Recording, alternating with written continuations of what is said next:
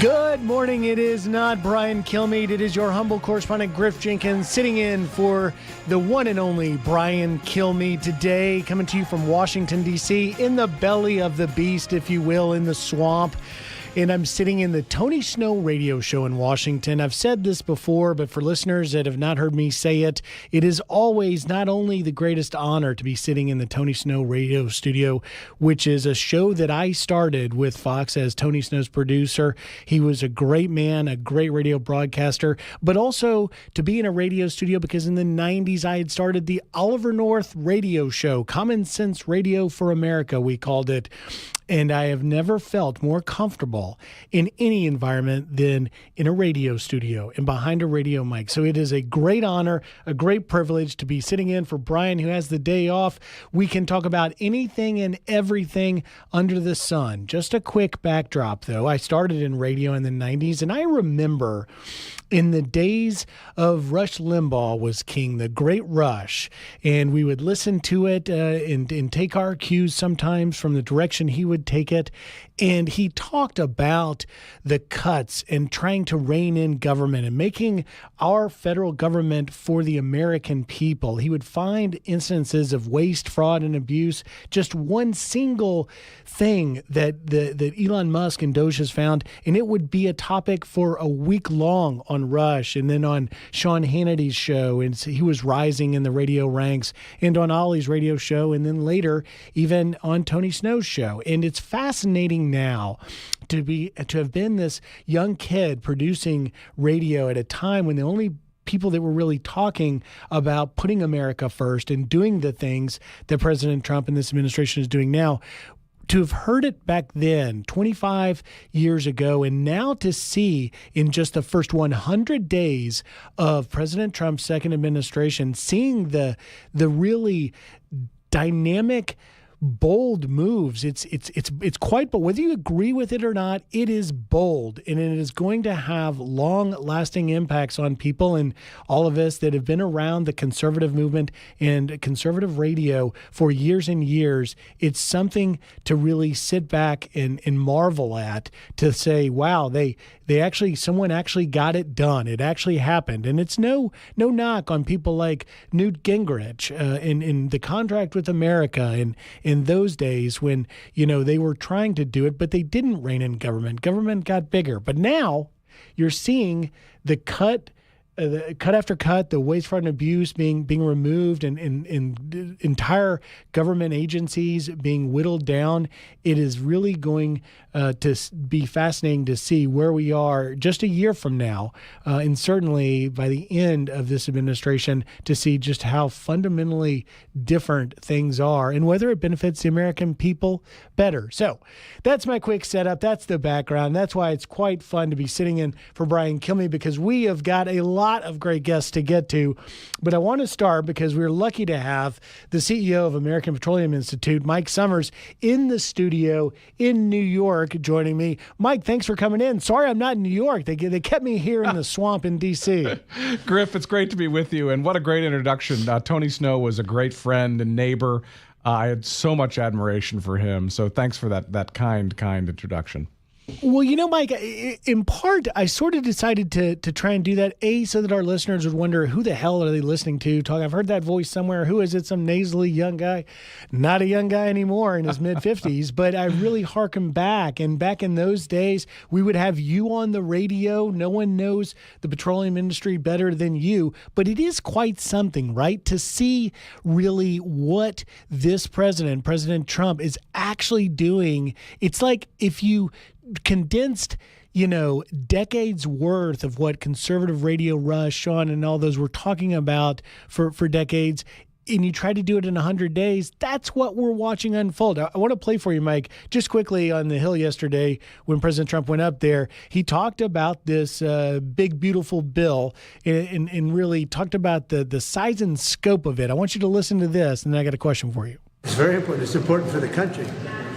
It's not important for me. It's important for the country. This is the greatest bill that will ever, I think it's the most important bill this country just about has ever done in terms of size and scope. That's why we call it the great, big, beautiful deal. I mean, it really is. The bill is I think it's going to be one of the most important. It's the biggest tax reduction in history, biggest regulation reduction in history. Now, Mike, that last part there, biggest regulation reduction in history, that pertains to emission regulations on coal, oil, and gas. What do you make of it? Yeah, so really, Griff, this is a really important week, not just for the President of the United States, but for the American energy industry. There are two big things happening in Washington, D.C. that really could change the course of everything that we're doing right now as a country. First, the reconciliation bill is likely to make it through the United States Congress this week. That is a very, very big deal. You mentioned it. Of course, it's tax cuts for the American people, but it's also reform of our energy industry as well. I'll give you an example. Lots of people are talking about the tax side of this.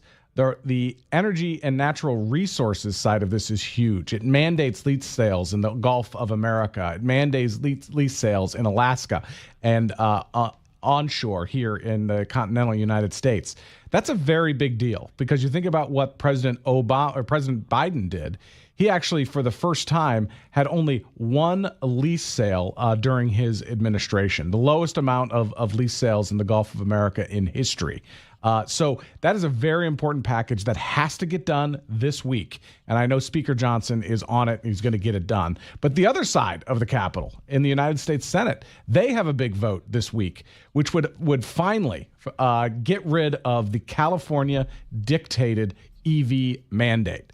That's a very big deal going to the President of the United States, hopefully this week. Senator John Thune and Senator Shelley Capito have been at the forefront of this fight, and we're excited to get those two big things done. This could be the most important energy week that we have seen in decades, if the House can get their work done and the Senate can get their work done as well. You know, because you mentioned the EV mandate, I want to drill in on that just a little bit so that you can explain to our listeners how significant this is. And being here in D.C., and you know better than I, but I vaguely kind of remember the state of Maryland looked at basically, because they have a Democrat governor, they're a fairly liberal state, they looked at doing something that would sort of copy California's EV mandate, and then they said, nah, maybe not. That's exactly right. The challenge with this mandate from the state of California is that there are 17 other states that have waived into that mandate that would essentially eliminate sales of internal combustion engine vehicles, the kind of conventional car that we all drive, would mandate the end of those sales by 2030. No state wants to do that at this point. Even the state of California is trying to wiggle out of this. They realize what a terrible thing that they've done, because EVs might make sense for somebody that's commuting 20 miles a day. It doesn't make a lot of sense for someone that is driving kids to and from basketball practice, or someone who works on a farm or a ranch or has to drive long distances for their job. This is a travesty. Americans should have a choice of the kind of vehicle that they want to buy that makes sense for their lifestyle. So what California did and what these states, mostly blue states, did to wave into these new car rules from California was an absolute travesty for American consumers. The Senate's going to fix it. And that's what's exciting about it's going to happen this week. And it's only because of Republican leadership that it's happening. It's funny. You mentioned the combustion engine, and you remind me, just a few weeks ago, I was interviewing EPA Administrator Lee Zeldin, because they were closing down their $1 million museum that's had a dozen visitors since the Biden administration wasted all this money. And among the relics to be boxed up was a copy of Al Gore, former Vice President Al Gore's Earth book, and I remember he did the book on tape. He read it, and we played on Tony Snow and even on Ollie North's radio show in the 90s. We would play clips of Al Gore saying, "It must be possible to eliminate entirely the combustion engine into the future," and literally. He was the guy that started that ball rolling. Now, fast forward today, you've had for years Al Gore acolytes and green energy people really fund this gigantic movement, which ultimately led to someone stepping up in creating that electric vehicle that could possibly compete with it. His name was Elon Musk. He gave the left green energy people the exact vehicle they want, but yet now, because he's with the Trump administration, they've decided that the car they demanded and want to force Americans to drive, they're setting on fire and vandalizing because they simply hate the guy that gave it to them. How does that make sense? We have a Tesla dealership in Georgetown. I live in Georgetown, have for over 30 years. And every weekend they're out there protesting in front of it. And so every Saturday and Sunday, I know that if I've got to run errands, I'm going to be stuck in Georgetown traffic. That's exactly right. You usually have people lining up at Georgetown Cupcake, but the protests outside the Tesla dealership even rival that, of course. But, you know, what I'll say is that this has really become a bipartisan backlash against this California mandate. 35 Democrats, brave Democrats in the United States House of Representatives, voted against it as well. I expect that we're going to get bipartisan support in the United States Senate also. Folks like Alyssa Slotkin in Michigan, where the car industry is so very important, or John Ossoff in Georgia, or John Fetterman in Pennsylvania. These are three senators where internal combustion engines are very, very important to their constituents. And I would hope that they would vote the right way when this comes up this week. Now, let's talk about, you know, when we talk about energy and you talk about the things that are being done on Capitol Hill and in this legislation, ultimately, you know, what Americans want to take away from this is I do, want to keep my gas guzzler. In full disclosure, I drive a 2006 beat-up Toyota 4Runner that's got all of the engine lights and warnings on, and, you know, the side doors dented in and it's covered in surf stickers. My wife says I have an emotional attachment to that and the dog are the two priorities in my life. I love them. I'm going to drive it till the day I die. But they also, Americans want those gas prices to remain low or keep going lower. Where are we on that? Yeah, so I mean, one of the things that's actually going to be addressed in this quote unquote big beautiful bill is these lease sales that I mentioned earlier, particularly in the Gulf of America and on federal lands, both onshore and offshore. That's a top priority for our organization, the American Petroleum Institute. In fact, just last June, we put out a 5-point policy agenda of 5 things that the next administration could do. And almost 90% of those things are already completed by the Trump administration. I need 5 more things. But the things that aren't done yet are what Congress has to do.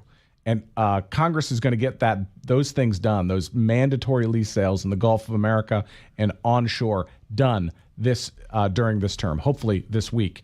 And then the other top priority that Congress has to tackle is advancing the Trump tax cuts. So those 2 big priorities could be almost there if the House passes this bill this week.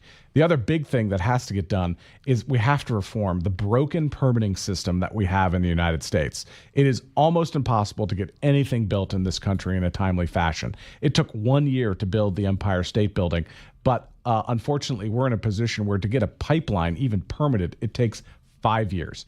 That is not energy dominance. So if we want to complete the president's energy dominance agenda, we have to get a permitting bill through the United States Congress. The time is now. Energy dominance. Mike, can you stick with me for a second? Of course. Because I want to go a little deeper into that if we can, but we got to take a quick break. You're listening to Mike Sommers, the CEO of the American Petroleum Institute. I am Griff Jenkins, in for the great Brian Kilmeade Show. We've got a whole lot coming up. Stick with us.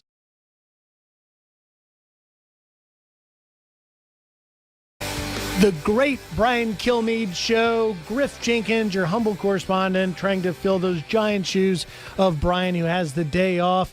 And we are talking about energy, oil and gas, electric vehicles with the CEO of American Petroleum Institute, Mike Sommers. Mike, thanks for sticking around because you just in our last segment, you just were hitting something that I think is important our listeners hear from you about, and that is the permitting system and the challenge of pipelines and getting really not only oil and gas, but in a larger perspective, really a minerals supply chain, because our largest nemesis, as best I can see, and competitor is China. How do you see it? Oh, that's exactly right. I mean, China is our number one global competitor right now, and that's why these EV mandates really don't make sense. The United States is essentially energy independent right now. We are energy dominant.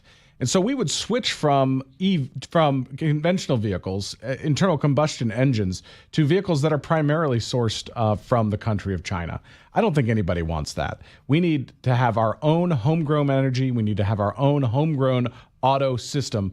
And unfortunately, what California and what President Biden before California, wanted to do was force consumers into vehicles that were primarily sourced from technologies in China. And that is exactly the opposite direction that we should be going as a country. EVs, again, might make sense for some consumers, but they don't make sense for all consumers. And Americans should have that choice, which is why that Senate bill that has to pass is going to pass just this week. So we're excited about the Senate getting that done.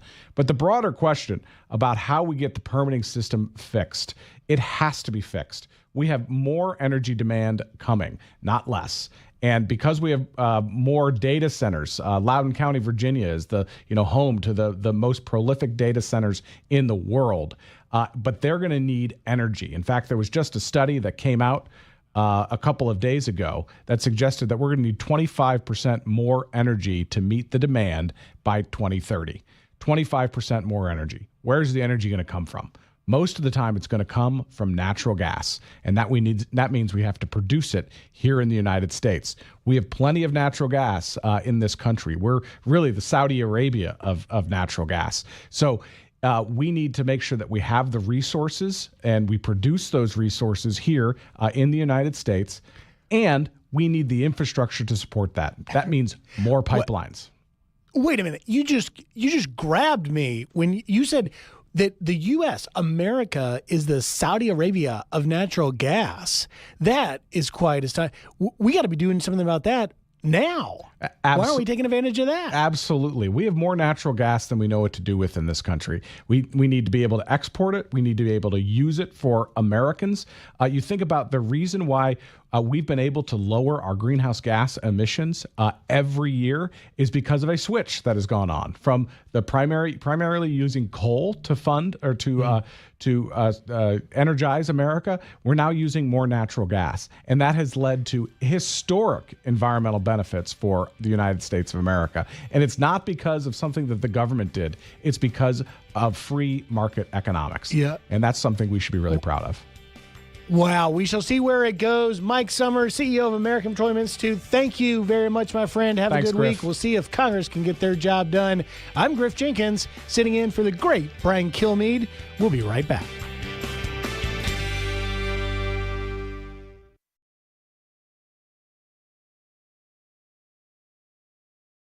Oh, we'll break news, all right. Griff Jenkins filling in here for the great Brian Kilmeade and having too much fun and covering the news. I'm glad to bring in one of my absolute favorite columnists from the New York Post, Karol Markowicz. Karol, thanks for joining us. I want to get to an issue I know we're going to hear a lot about in the Post, and that is we've now learned here at Fox that DOJ has opened a criminal probe of Andrew Cuomo, the former governor, now the front runner in the New York mayoral's race with a primary, I believe, next month. The DOJ accusing him of lying to Congress when he testified before Congress last summer about his response to COVID-19. Remember, requiring nursing homes to accept COVID patients. What do you make of it? Hi, Griff. So nice to be on with you. Thank you for having me. Well, I think that it's pretty clear that Andrew Cuomo did lie under oath to Congress. His team had apologized to other Democrats in New York for saying, we know we put you in a tough political situation, and we're sorry about the whole putting COVID positive patients in nursing home and lying about the numbers. That was a big part of it. And then when he spoke to Congress, obviously he denied any of that. So I think that it's a tough situation because it's clear that I think that it happened. I'll use allegedly here just in case, but allegedly happened. But what New York is facing is that in second place for the mayoral race is a straight up communist. He wants government-run grocery stores. He is just a cornucopia of communist ideas. So Andrew Cuomo becomes sort of the great hope. And you have this really tough situation where people don't know what to root for. That's incredible to think the way you just put it, Karol. The great Andrew Cuomo is the great hope. And by the way, to back up your recollection, I mean, remember New York State did an investigation into the COVID stuff in the nursing home, and they found many of the very glaring problems. To be fair, though, Cuomo's spokesman did issue a statement to Fox saying this: "We have never been informed of any such matter, so why would someone leak it now? The answer is obvious. This is lawfare and election interference, plain and simple, something President Trump and his top Department of Justice officials say they are against." So it's interesting, a bit of a flipping the table here. It is interesting. And so what's additionally interesting is that if Cuomo goes on to win the primary, he will be competing against current mayor Eric Adams, who is running as an independent, who is also continues to be under, well, actually, the Trump administration quashed the investigation, but there's questions around his tenure as mayor. So if these two people are running against each other, it'll be very interesting to see which one New Yorkers pick. Is there any doubt in your mind, Karol, that Cuomo is going to win it? I got to tell you, I was up filling in host for Fox and Friends weekend back in February. I believe it was Valentine's Day weekend. And out of nowhere, Andrew Cuomo drops this like super polished, highly produced visit he made to like an old folks looking kind of home on like wishing people Valentine's Day. And they're all cheering, and it's set up like you would expect any top national politician. I don't know if you remember that, but I saw that. I'm like, this guy's serious. Yeah. This guy might actually win. Well, he's certainly in pole position to win. But I really don't know, because New York City is experimenting with ranked voting, which wasn't around for, the time. I moved away from New York 3 years ago. I'm a proud Floridian now, but I still follow the state very, very closely. And it is my home state. But they're doing this ranked choice voting, and nobody really knows how it's going to go. Cuomo seems poised to win, but who knows what could happen with this new system. It's unclear who will be splitting which votes here. I mean, am I going to see you, Karol, making a breakfast stroll in the morning with Steve Ducey on Fox and Friends? You are. Brett Baer down there. Oh, everybody. George Hamilton. We welcome the whole Fox team to Florida. Please come. Move the whole operation down. Do we really need this cold weather? I'm in New York today. We don't need this. Oh, yeah, I'll tell you. Listen, I'm a surfer. I've been a surfer my whole life. I mean, the older I get, the more I gravitate towards the warm ocean waters anywhere I can find it. So I want to, sort of put this in perspective. So should Cuomo actually win the primary, and he would be obviously well suited to win it, is that ultimately what's best for New Yorkers? Or when you're looking at the alternative, being a potentially communist influenced guy, or is that more, in sort of your opinion, geared towards Cuomo looking to just put a positive final chapter in his long-running drama series? It's such a tough question because, look, I love New York. I root for New York. I want it to do better. I want it to recover from the COVID years. But I have so much anger at Andrew Cuomo for what he did during those years. I mean, just the very fact of him putting elderly COVID-positive patients back in nursing homes when we knew nothing about COVID at all. We knew not to do that, and he did it anyway. And it's just this carelessness and the fact that he treated New York City quite poorly during that time. He kept our schools closed. He kept restaurants closed when they were open elsewhere in the state. He did not seem to have New York City's best interests at heart. Having said all that, if I were still a New Yorker, first of all, I would be holding on to Mayor Adams with all my fingernails, because I think he's the best option of the bunch. But if not, then Andrew Cuomo would likely be my second choice, just because we can't have a communist. Having said that, Curtis Lewa obviously would be top of the list for me. He's the Republican. Curtis. Yeah. Well, it's going to be interesting to see, because Cuomo is about to go up against former Fox host Jeanine Pirro, who's now the acting U.S. attorney in D.C. We'll see where that goes. Karol Markowicz, thank you, Griff. Great to have your insight as always. Have a good one, and get back to warm Florida. Griff Jenkins on the Brian Kilmeade Show.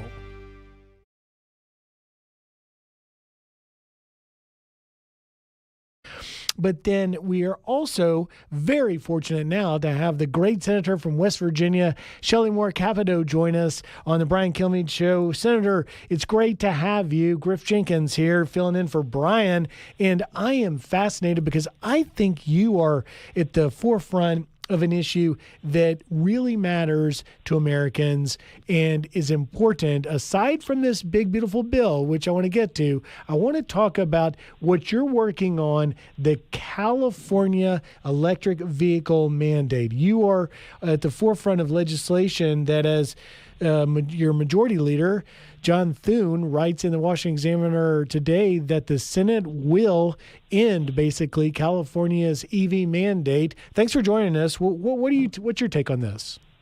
Well, this is an issue that is hung over from the last administration, and what this says is that California can establish their own clean air rules, and by doing that, what they have done is put an electric vehicle mandate, saying that by 2026. That's next year. 35% of the cars that will be sold in California will be electric.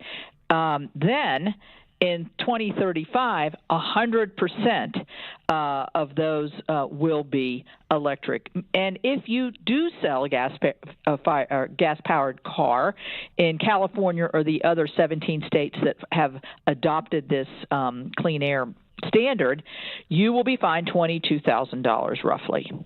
So as a car dealer. So anyway, let's look at what electric vehicle. I'm not anti-electric vehicle, but I think the customers should decide.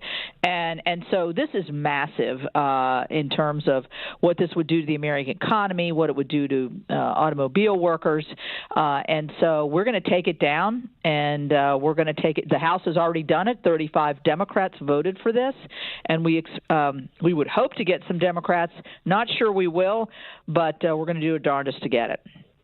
Boy, didn't that tell you something, Senator, that you've got some bipartisan support in the House, and we'll see if you get it amongst your Senate colleagues. Doesn't it tell you that that's one of those issues where it just doesn't quite feel right?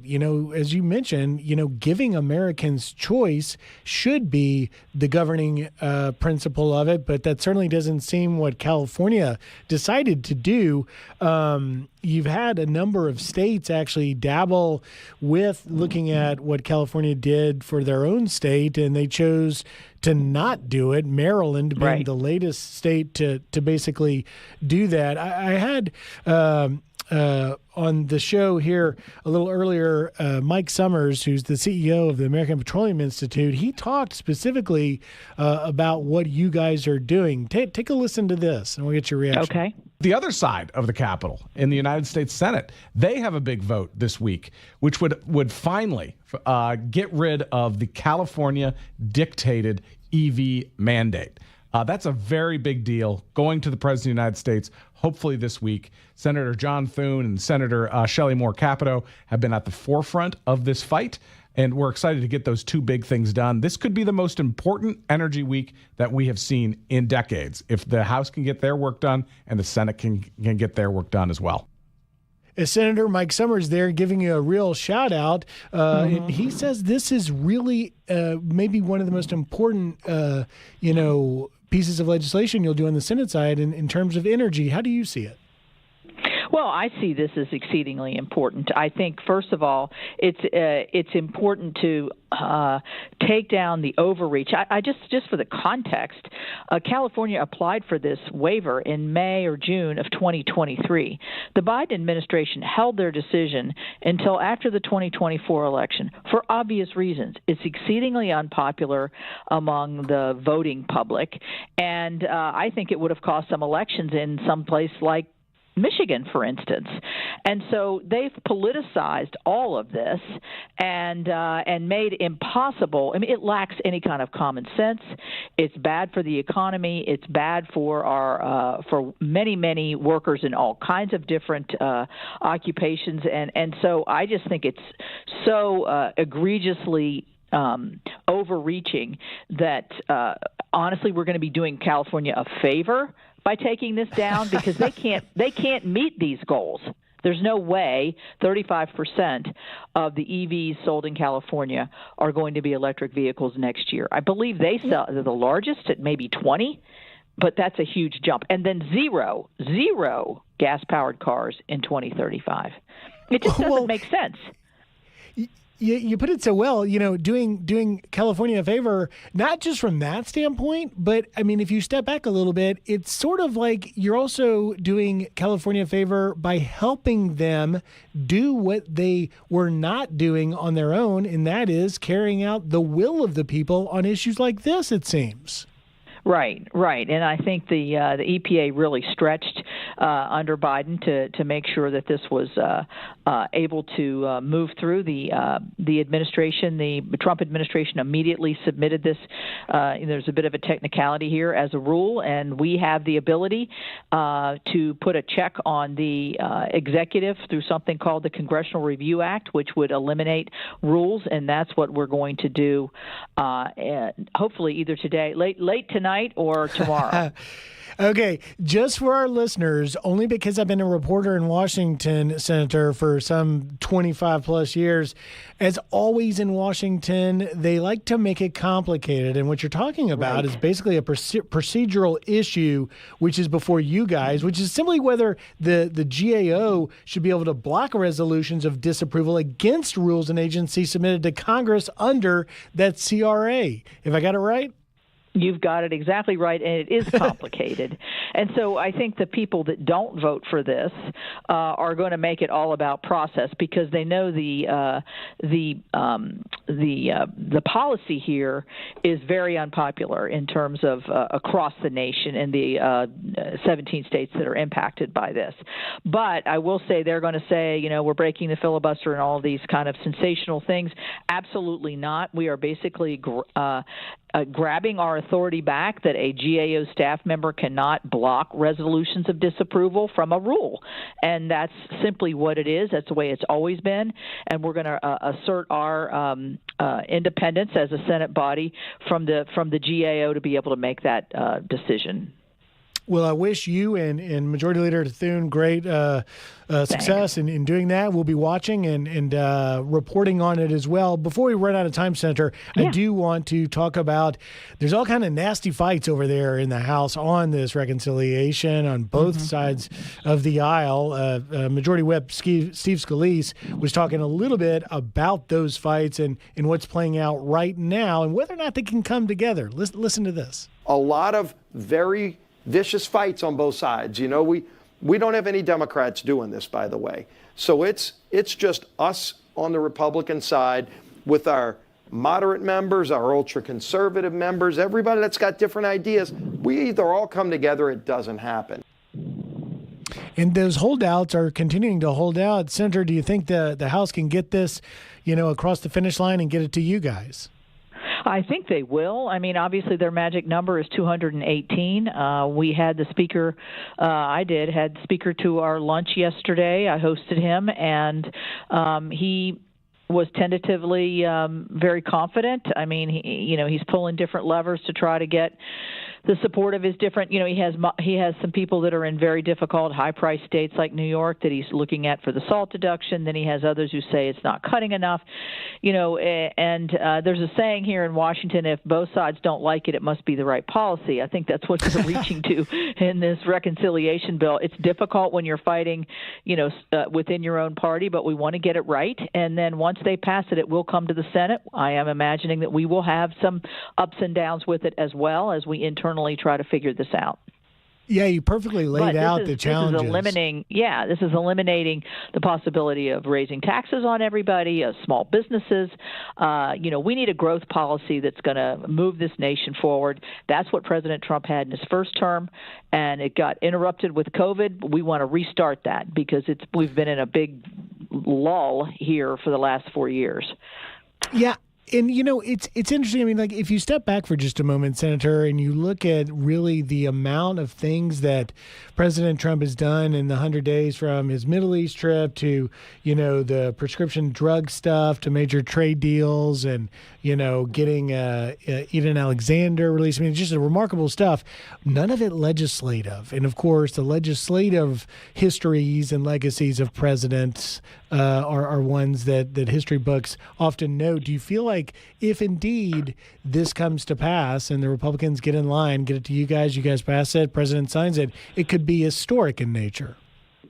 Right. This will definitely be historic. This is big. I mean, you hear him describe reconciliation as a big, beautiful bill. He knows that this is a massive change in the way we've done business. It gives certainty to employers. It also brings manufacturing back into this country. It helps the American worker. This is what, it makes the country safer with the, you see what the president's already done at the border. This helps with that. So you can see where his priorities are through this bill. And, I would say we did pass in a bipartisan way. The very first bill that went to the president was the Laken Riley Act. And that was part of what he said he would do, which is crack down on illegals that had crimes, that had committed crimes, to keep them off the street. I mean, if that had been in play, maybe Laken Riley would still be with us today. So we did have a minor, although I would say it was a major, because it was a bipartisan win for the president right there. But we're going to continue to make sure that we're unleashing America's energy. We just had Doug Burgum over here. His president's energy team is fantastic, but they have to have the frameworks, and that's what this reconciliation package is all about. We shall see what happens indeed. And, it is interesting. You raised the Laken Riley bill, a case I talked a lot about. It's remarkable, Senator, to see many Democrats really doubling down. We just heard Chuck Schumer yesterday talking about he's outraged over charges being brought against a House member, LaMonica Ivor, for assaulting an ICE officer. It's remarkable to see one party continue to double down, particularly on an issue that was driven by not purely politics, but also concern for the safety of their very communities. In this case, criminal illegal aliens committing crimes like murdering Laken Riley and Jocelyn Nungaray, and the list goes on and on. Senator Shelley Moore Capito, thank you very much for taking time today. It's been great having you on, and good luck dealing with that California EV mandate bill. All right, Griff, thanks for having me on. You're doing a great job, and tell Brian hello. We will indeed. We will indeed. Thank you, Senator. Okay.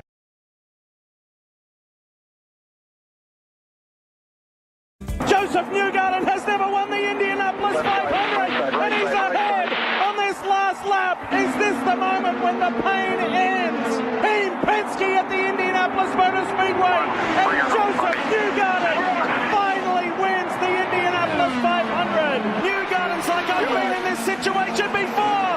Josef Newgarden around the outside of Petroleum. This is mind-blowing. Josef Newgarden had to wait 12 times to win it, and now he's going to do it back-to-back. Josef Newgarden is a two-time Indy 500 winner. Oh, my goodness.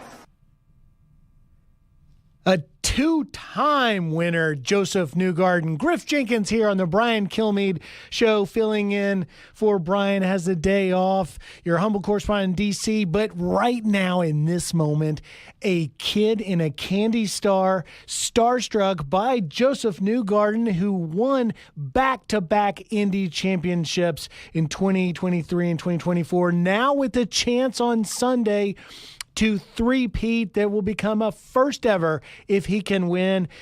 Joining us now, that driver, Josef Newgarden. Josef, it's Griff here. Thank you for taking time. Remarkable success, and now you're looking to three-peat. How you feeling just days out?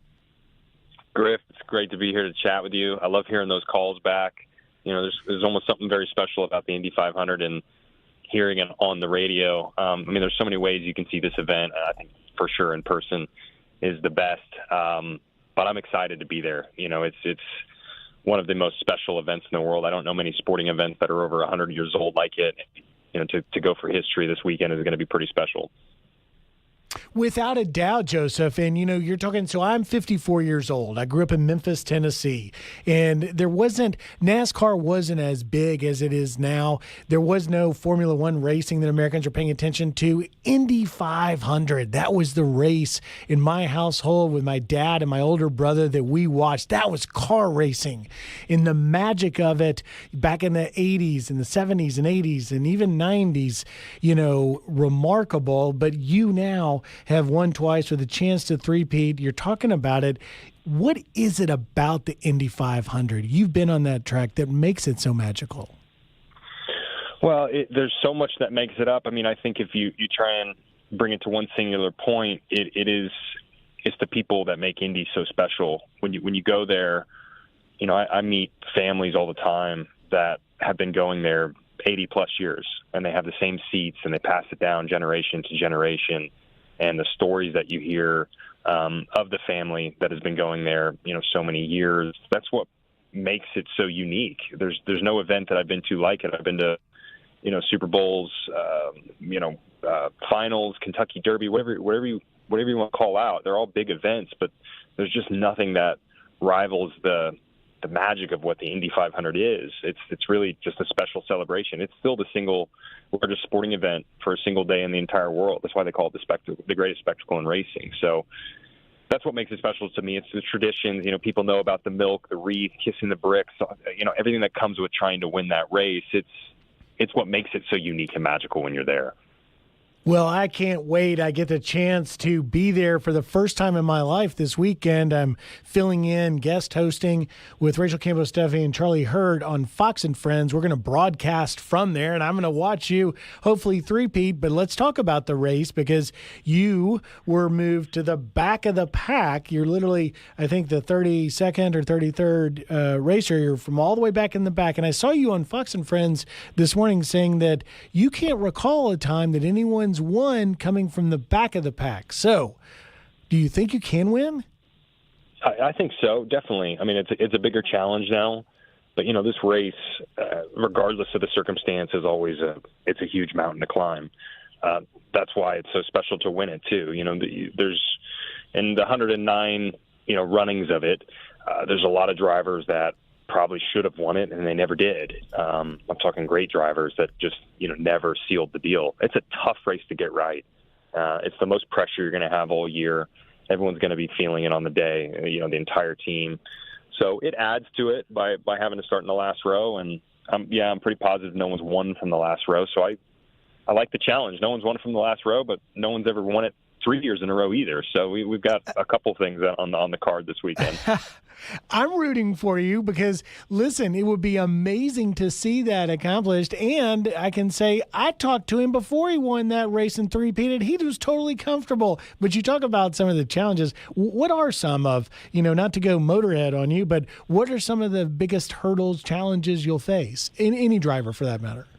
Yeah, I mean, I think for a novice that doesn't know much about motorsport, it's a 200-lap race, 500 miles, and it's really, nowadays, the race has trended to where it is a battle throughout, where you're trying to position yourself for that last pit stop, and everybody in the field is fighting to just really be in that top five as you come out of the final pit stop, which is going to be 25, 30 laps to go, that final stint.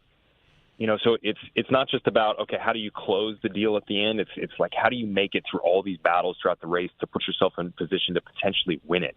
And that's what is, exciting about it when you're watching it is, you're sort of seeing people throughout the race try and position themselves and get up front at the right time. It's almost like watching the Derby a little bit, where everybody comes out of the gates, and it's going to take a couple minutes to finish this thing. And, not until you really round that last corner do you see who's kind of positioning themselves to maybe have a run to the finish. And that's how this race is. You've really got to be strategic about it. And you can't put a foot wrong all day. Everyone's got to do their job. And it's just magnified to the highest level, like I said, when you have 300,000+ people there. So it's interesting to watch. I think if you've never seen it or you've never been to it, follow along, get on the scanners, try and, listen to a team, follow somebody. When you're invested in somebody, it makes it more fun. I'm going to be listening to your pit crew, and it's such a great point, Joseph. Talk to me just a little bit more about how everybody has a role to play. When I was telling my wife I was going to go and do this, she said, "Oh man, my favorite thing," and she's not a sports person, just to give it full context. She said, "My favorite thing is they do those pit stops in like 2 seconds flat. It's like zip, zip, zip, zip." I'm like, "That's all you're watching?" But yet those guys in the pit stop are a key part of the team. Yeah, it's huge. Everything about it makes the day. And, I used to say, this isn't going to be 100% accurate, but, it's like you're making 1,000 decisions in this race and you can't make one wrong.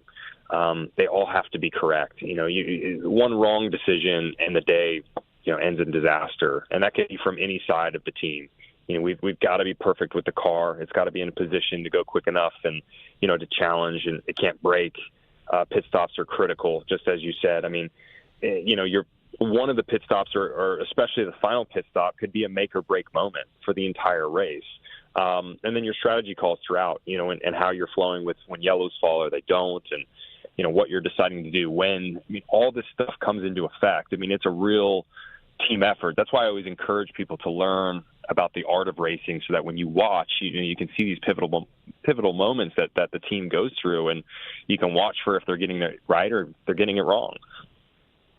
Yeah, and for our listeners that haven't been following it, you had a setback here because the car was didn't have a correct attenuator. I'm not sure exactly what happened, but it was a qualification thing, and that's what's pushed you to the back of the pack.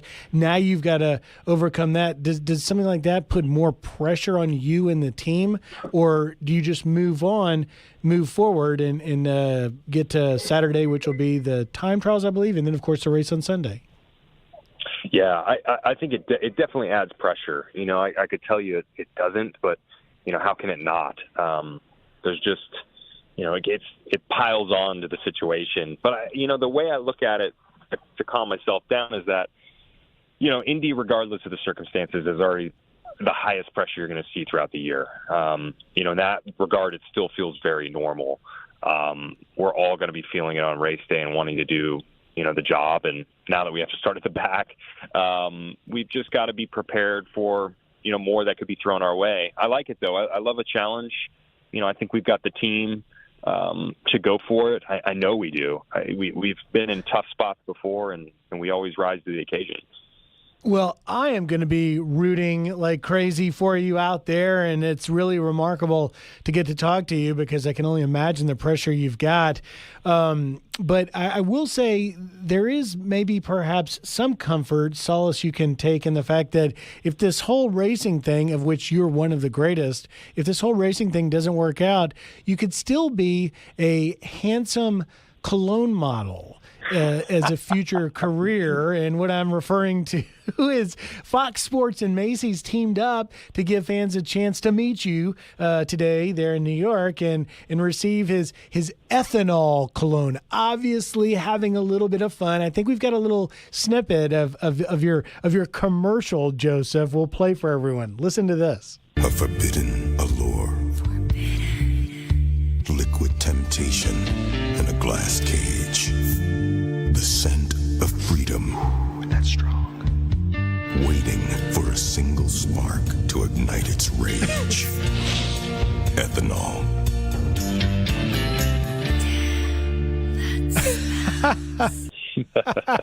Forbidden. I love it, Joseph. And not only, are you this remarkable, incredible racer, you can have fun a little bit too. And tell me about what you're doing there. That's probably been the best part of the Fox partnership is that, they look, it's a very serious job. I'm an adrenaline junkie at the end of the day driving these cars, but, we don't mind poking fun at ourselves and having a good time with it. So, we can make a commercial that came out of the commercial we made for the Super Bowl. We did this. We had all these sets, and this was one of them. And I thought it was like so ridiculous looking in the best way. And me and this director just started like going off the cuff, and we ended up making like its own standalone commercial out of it because that's how ridiculous it felt. So, yeah, we're teaming up on, today I'm headed to Macy's right now, so doing a little activation with them with this product. And it's been so fun, just trying to give people a different look, different perspective, and, trying to get them involved in the personalities of our sport. Oh, man, and what a great sport it is. I don't care who you are, how old or young you are. It is an exciting day of racing, and you are among the greatest. I'll share this with you before I have to let you go, Joseph, and that is my father was in the pharmaceutical business years ago. He's since passed away years ago, but at the heyday of his career, he was an executive. And he had some sort of event that they were doing in partnership with A.J. Foyt, who turned 90 this year, another one of the legends that preceded you in Indy 500, and how special it was to have gotten to meet him as a young kid, and how much I looked up to him, and it was one of the coolest things ever of my childhood to have got to meet that guy. And then now I'm getting to talk to you. You are going to be in this race, and I believe you're going to three-peat. Pretty cool to think of the legends in your sport. Yeah, unbelievable. I mean, I look up to them. They're the Titans, like you said. He's going to be there this weekend. You'll probably see Super Text, AJ Foyt. So, yeah, it's incredible. I always pinch myself at, being a part of this race. I, never imagined that as a kid. So it's always cool to be sitting there on the grid on race day. Well, you now carry the banner, you carry the torch, and we're looking forward to a first-place finish. Otherwise, just a great race. Josef Newgarden, good luck to you. Congrats on the great success, and thank you for taking time to join us. We'll let you go do that cologne ad thing. Thanks, Griff. We'll see you out there.